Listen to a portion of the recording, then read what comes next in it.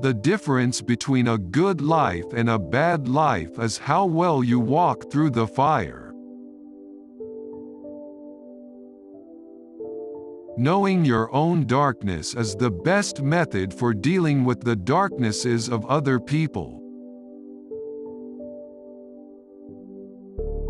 We cannot change anything until we accept it. Condemnation does not liberate, it oppresses. The first half of life is devoted to forming a healthy ego. The second half is going inward and letting go of it. Real liberation comes not from glossing over or repressing painful states of feeling, but only from experiencing them to the full. Everyone you meet knows something you don't know but need to know. Learn from them. Conflict exists strictly as an opportunity to raise our consciousness. If a man knows more than others, he becomes lonely.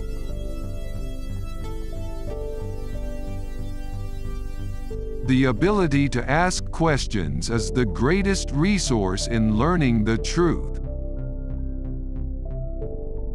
The reason for evil in the world is that people are not able to tell their stories. That which we do not confront in ourselves we will meet as fate. People will do anything, no matter how absurd, to avoid facing their own souls. I've realized that somebody who's tired and needs a rest, and goes on working all the same is a fool. Where wisdom reigns, there is no conflict between thinking and feeling. The more veiled becomes the outside world, steadily losing in color, tone and passions, the more urgently the inner world calls us. A man who has not passed through the inferno of his passions has never overcome them. The only thing we have to fear on this planet is man. The healthy man does not torture others. Generally, it is the tortured who turn into torturers.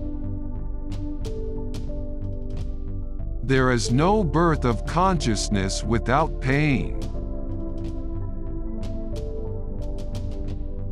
Perfection belongs to the gods.